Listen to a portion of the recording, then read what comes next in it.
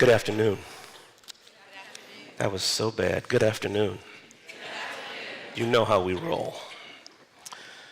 I'm Charles Mckinney, Associate Professor of History, Director of Africana Studies here at Rhodes College. Thinking about King coming up on the 50th anniversary of his assassination, a few thoughts. As the 50th anniversary of the assassination of Martin King approaches, the nation's attention will be ineluctably drawn once again to the words and teaching of an American who altered the course of history. However, unlike the corporate-sponsored celebrations that mark King's birth, or the corporate-sponsored celebrations we saw last night, the focus this time around will be on the work and words of a veteran activist drawn to Memphis in the early months of 1968 in an attempt to confront the debilitating racial and economic inequality that dogged the lives of the city's sanitation workers. Perhaps, as we reflect on King's death, we will, at least temporarily, move away from the pop culture caricature of King that has come to characterize our collective memory of him, and actually seek to understand his responses to the complex dilemmas that bedeviled American society in his lifetime and right now. Historian Tim Tyson writes that in the years after the assassination, we worked hard to turn King into a, quote, black Santa Claus. This version of King is a raceless, non-confrontational action figure that can be, Tyson continues, filled with whatever generic good wishes the occasion may dictate. In an increasingly conflict-averse society, we've grown comfortable with this new rendition of the good doctor, King 2.0. This King is meek. This King turns the other cheek. This King has dreams. Over time, we've become much less comfortable with the black Southern preacher and fierce social critic who, for all of his public life, stood against some of the most powerful forces in American society. But what happens when we have the courage to actually contend with Martin King? What happens when we take him and his words and his ministry and his politics and his philosophy seriously?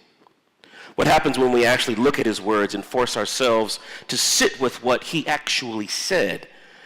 Perhaps one of the reasons we so often miss what some would call the radical King is because we've got a particular investment in King 2.0, the meek, simple Martin.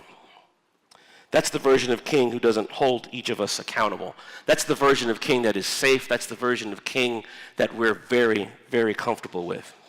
So, his most famous speech is the I Have a Dream speech. I would turn your attention to a speech that he gives towards the end of his life called Unfulfilled Dreams. Unfulfilled Dreams. On March 3rd, 1968, Martin King delivered what would be the final sermon at Ebenezer Baptist Church in Atlanta, Unfulfilled Dreams. The text for the sermon was the 8th chapter of 1 Kings in the Old Testament. The center of the story is Solomon's reflection on his father David's unsuccessful effort to build a temple to honor God. The passage is from 1 Kings 8, 17 and 19, and it reads, "And it was in the heart of David my father to build a house for the name of the Lord God of Israel. And the Lord said unto David my father, whereas it was in thine heart to build a house unto thy name, thou didst well that it was within thine heart. Whereas I Have a Dream explored the stony road that America would need to tread in order to fulfill its dream of racial equality, this sermon, Unfulfilled Dreams, explores the implications of one of life's great realities. That life, King tells us, is a continual story of shattered dreams." The juxtaposition of these two sermons, I Have a Dream and Unfulfilled Dreams, in my mind is stunning. In 1963, King's oratory reflected a searing commitment to the possibility of hard-fought social change. King is telling us in 1963, we can do this, we can win. King, that most elusive of public figures, could exhibit both an optimism that bordered on the romantic while also displaying a hard-nosed political realism. After leaving the steps of the nation's capital and commiserating with the President of the United States, King would go on to make his way to Birmingham and lead a massive protest in the nation's most segregated city, affectionately known as Bombingham. unfulfilled dream provides a glimpse of King's political and spiritual evolution. It also reveals an understanding of the increasing intractability of the federal government in the area of civil rights. This is what King says in this speech. Again, February 1968. He's got a very short time to live. And this is the sermon. And each of you this morning in some way is building some kind of temple. The struggle is always there. It gets discouraging sometimes.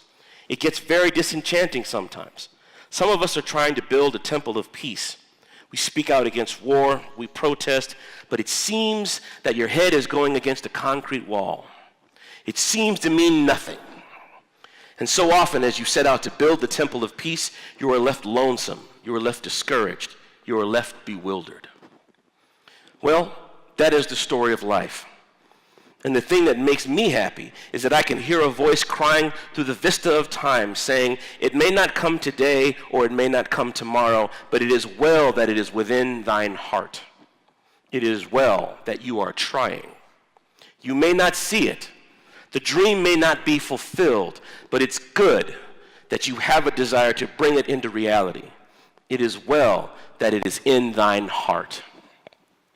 King's recognition that the effort to try may be the ultimate reward in life reveals the emergence of what we could call a prophetic pessimism. In this text, he eschews any reference to completion and victory. Rather, he takes solace in the effort to make change.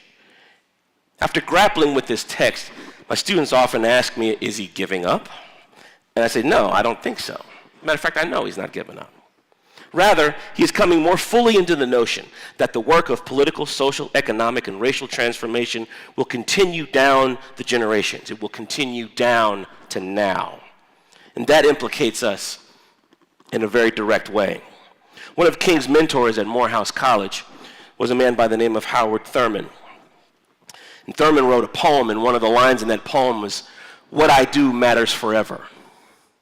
What I do matters forever. King understood that what we do matters forever, and that's why the struggle is so very important.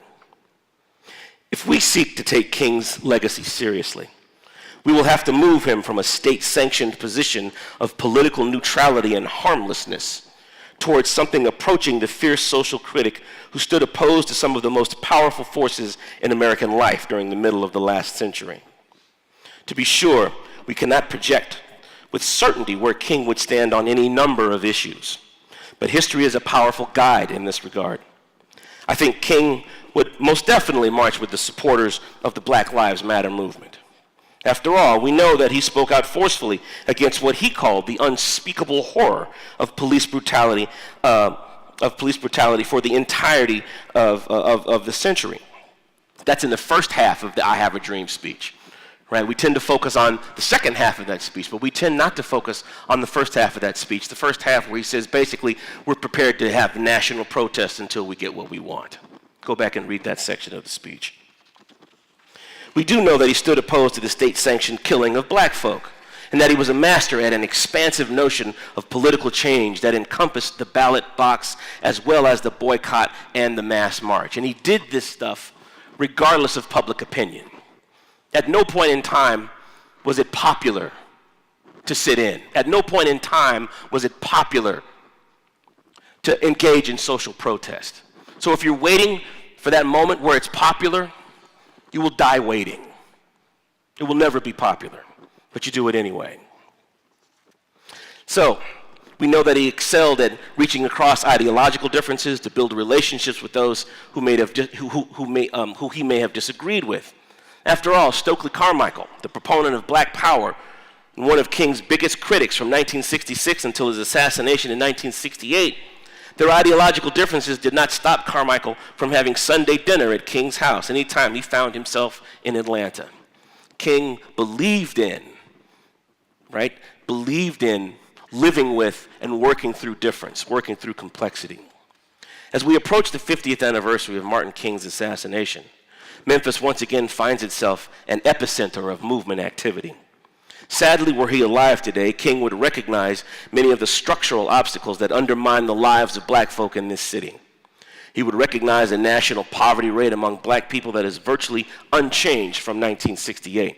He would recognize the ongoing problem of police brutality. He would recognize the policy choices of a president and federal bureaucracy that are openly hostile to the material well-being of black folk and a whole bunch of other folk. He would certainly recognize the persistence of segregation and the shadow it casts over every aspect of life from birth to death for black Memphians. He would recognize the appalling disparities between schools populated by white students and those populated by black students. He would recognize the tortured inertia of religious and political moderates. And finally, as someone who spent the last 13 years of his life labeled a security risk, he would recognize heightened levels of surveillance perpetrated against activists and organizations done this time around in the name of homeland security. As we reflect on Martin King's legacy, let us remember him in his context. Let's confront the uncomfortable and perpetually uncompleted journeys that he dared us all to take. Let's ask the questions that he would have asked of us. Have we kept each other accountable for our mutual betterment? Have we done everything we can to make our democracy as vibrant and inclusive as possible? Do our houses of worship speak truth to power, or have they become the irrelevant social clubs that King warned us they could become?